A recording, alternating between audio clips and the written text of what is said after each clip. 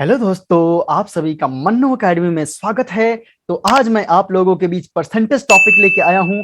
तो मैं इस टॉपिक में सबसे पहले वो सारे बेसिक कॉन्सेप्ट और बेसिक फॉर्मूलों के बारे में पढ़ेंगे जो कहीं नहीं पढ़े हैं। तो बिना कोई टाइम वेस्ट किए पहुंचते हैं अपने परसेंटेज टॉपिक पे। आखिर इसका परसेंटेज का कहाँ कहाँ यूज किया जाता है और क्या क्या इसका इंपॉर्टेंस है हमारे जीवन में, वो सारे इस टॉपिक में हम देखेंगे। तो आइए बिना कोई समय वेस्ट किए पहुंचते हैं अपने टॉपिक के ऊपर कि आखिर सबसे पहले समझने की कोशिश करते हैं कि परसेंटेज क्या होता है। तो आइए हम देखते हैं हमारे पास जो परसेंटेज है वो क्या होता है। तो जो परसेंटेज है वो लैटिन फ्रेज परसेंटम से लिया गया। जो परसेंटेज वर्ड है वो लैटिन फ्रेज परसेंटम से लिया गया है, जिसका मीनिंग होता है हंड्रेड्स। यानी कि कहने का मतलब यह है कि जो परसेंटेज है वो क्या होता है, परसेंटम से लिया गया है, जो कि लैटिन वर्ड है और इसका मीनिंग है पर हंड्रेड। यानी कि पर हंड्रेड या हंड्रेड, यानी कहने का मतलब है 1/100 इक्वल्स टू 1%। यानी कि बहुत ही आसानी से हम समझ सकते हैं कि 1/100 का 100 पार्ट को क्या कहते हैं, 1%। यानी परसेंटेज का सिंपल और साधारण सा मीनिंग है 1/100 इक्वल्स टू 1%। और ये लैटिन फ्रेज परसेंटम से लिया गया है। जो परसेंटेज है उसको इस वाले हम परसेंटेज सिंबल से डिनोट करते हैं। जो क्वेश्चन पूछे जाते हैं वो आपसे पूछे जाते हैं, कहे जाते हैं कन्वर्ट फ्रैक्शन इनटू परसेंटेज। यानी आपको क्वेश्चन में दिया रहता है कि मान लीजिए आपका जो फ्रैक्शन है वो है 7/5 और इसको आपसे कहा जा रहा है ये फ्रैक्शन को परसेंटेज में कन्वर्ट करे। तो ऐसे क्वेश्चन के लिए आपने सिंपल और साधारण सा फंडा अपनाना है। क्या करना है, इसको सिंपल और साधारण सा तरीका है, 100 से क्या कर लीजिए, इसको मल्टीप्लाई कर दीजिए। जो आएगा वो आपका क्या हो जाएगा, परसेंटेज में आ जाएगा। ये देखिए यहां से ये 5 से चला जाएगा, यानी ये कितना आ जाएगा 20। और आपके पास जो वैल्यू आएगा 20 इंटू 7 कीजिएगा तो सीधा और साधारण सा फॉर्मूला आ जाएगा 140%।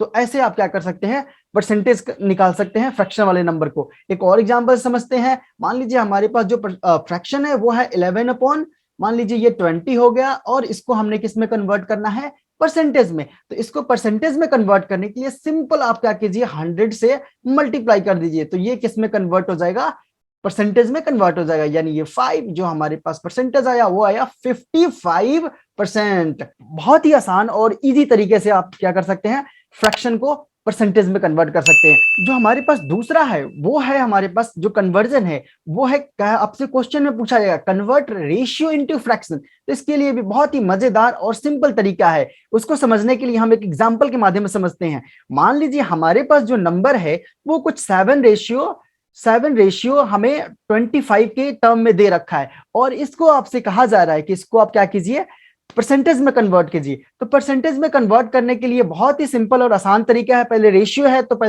हम इसको अपॉन के फॉर्म में लिख ही सकते हैं। जब आपने अपॉन के फॉर्म में लिख लिया तो आपको क्या पता लग गया, ये तो फ्रैक्शन ही है। तो फ्रैक्शन को आप सिंपल से क्या कर लीजिए, 100% से मल्टीप्लाई कर दीजिए। यहां से जो आएगा वो आपका क्या हो जाएगा, जो आएगा वो आपका परसेंटेज आ जाएगा। यानी यहाँ पे क्या हो जाएगा, ये 25 से जब आप डिवाइड कीजिएगा 100 को तो ये आ जाएगा आपके पास 5। अब यहाँ पे देखिए 7×5 या 35, तो ये आपके कितने पास कितना आ गया परसेंटेज, 35। बड़े ही आसानी से क्या कर सकते हैं, ये 25 को 100 से डिवाइड कर दीजिए और आप क्या कर सकते हैं 25% बहुत ही आसानी से निकाल सकते हैं।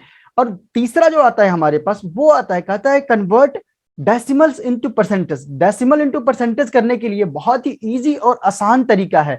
इसके लिए भी हम एक एग्जांपल के माध्यम से समझ लेते हैं। मान लीजिए आपके पास जो डेसिमल है 1.25 कुछ है, ठीक है, और इसको क्या करना है, आपने परसेंटेज में कन्वर्ट करना है। तो परसेंटेज में कन्वर्ट करने के लिए इसका भी सिंपल और साधारण सा, कोई भी डेसिमल में नंबर दे रखा है और उसको क्वेश्चन में पूछा जा रहा है कि आप उसको परसेंटेज में कन्वर्ट कीजिए, तो बहुत ही आसानी से इजी पीजी तरीके से आप क्या कीजिए, इसको 100 से मल्टीप्लाई कर दीजिए 100% से। तो ये आपका क्या हो जाएगा, कन्वर्ट हो जाएगा। यानी जब मल्टीप्लाई कीजिएगा तो पहले हम क्या करते हैं, डेसिमल से रिमूव कर लेते हैं, डेसिमल रिमूव करके फिर 100 से मल्टीप्लाई कर देते हैं। डेसिमल रिमूव किया तो हमारे पास कुछ इतना आ गया 125/100। 100 से 100 कैंसिल आउट हो गया और आपके पास क्या आ गया, बहुत ही आसानी से आ गया 125। ये देखिए बहुत ही इजी तरीके से आ गया हमारे पास डेसिमल से परसेंटेज में कन्वर्ट करने का तरीका। पता लग गया, आपने क्या करना है 100% से मल्टीप्लाई कर देना है। यहाँ पे बहुत ही आसानी से आप क्या कर सकते हैं, परसेंटेज को निकाल सकते हैं।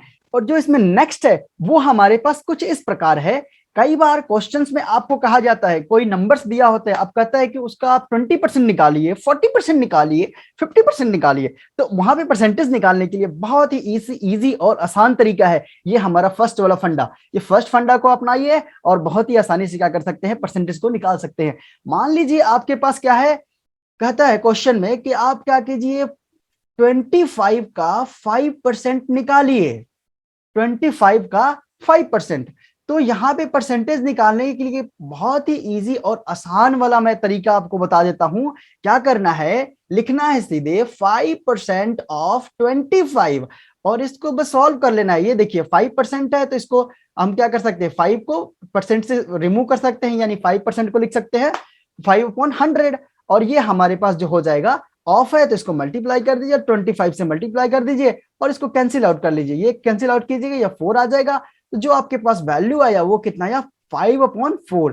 जो आपके पास वैल्यू आएगा वो आएगा 5/4। इट मीन्स कहने का मतलब ये है कि जो आपका 5% आया, 25 का 5% आया, वो आया 1 कंप्लीट 1/4। जो भी आपको क्वांटिटी दे रखा है उसका परसेंटेज बहुत ही आसानी से निकाल सकते हैं। यहाँ पे देखिए p% है और x कोई क्वांटिटी है। कभी भी आपसे क्वेश्चन पूछा जाता है कि आपने x का कुछ परसेंट निकालना है तो उसके लिए ये फर्स्ट वाला फॉर्मूला अप्लाई कीजिए। अब जो जहां पे हमारे पास सेकंड है वो है इंक्रीज परसेंटेज। इंक्रीज परसेंटेज निकालने के लिए आपने बहुत ही आसानी से क्या करना है, जो इंक्रीज वैल्यू है उसको 100 से मल्टीप्लाई करना है और डिवाइडेड बाई ओरिजिनल वैल्यू कर देना है। यहाँ पे आप बहुत ही आसानी से क्या कर सकते हैं, इंक्रीज परसेंटेज निकाल सकते हैं। आइए हम इसको एक एग्जाम्पल के माध्यम से समझते हैं।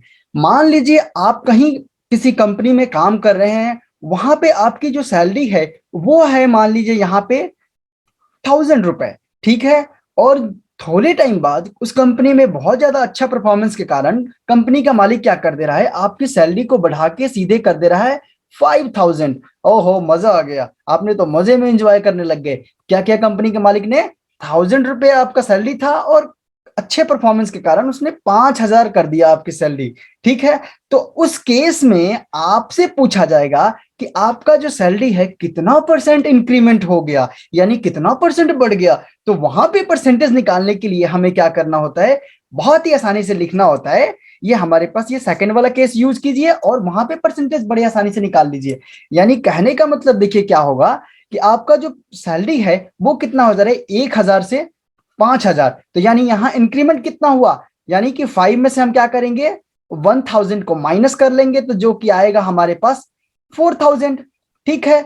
और यहाँ पे देखिए ये हमारा इंक्रीज वैल्यू हुआ और हमें क्या कर देना है, इंक्रीज वैल्यू को, जो हमारा इंक्रीज वैल्यू है उसको 100 से मल्टीप्लाई कर देना है और अपॉन में क्या कर देना है, ओरिजिनल वैल्यू रख देना है। ओरिजिनल वैल्यू कितना था हमारा, 1000 रुपए था, यानी 1000 रुपए था उस टाइम। हमने क्या करना है, इसको सॉल्व कर लेना है। यहां से हमें क्या मिल जाएगा, बहुत ही आसानी से क्या मिल जाएगा, परसेंटेज मिल जाएगा। यहां से देखिए ये कट गया और जो हमारे पास जो परसेंटेज आया वो कितना आया, 400%। यानी कि जो आपका सैलरी इंक्रीमेंट हुआ वो कितना, 400% क्या हुआ, आपका सैलरी में इंक्रीमेंट किया गया, यानी बढ़ाया गया। जो थर्ड है वो है हमारे पास डिक्रीजिंग परसेंटेज। डिक्रीज परसेंटेज निकालने के लिए हमारा थर्ड वाला फॉर्मूला यूज कीजिए। अब बहुत ही इजी और सिंपल वे में निकाल सकते हैं डिक्रीज परसेंटेज। उसका फॉर्मूला है decrease into 100 upon original value. आपने क्या करना है कि जो आपका जो ओरिजिनल वैल्यू था उससे जितना डिक्रीज हुआ वो वैल्यू और उसको 100 से मल्टीप्लाई करना है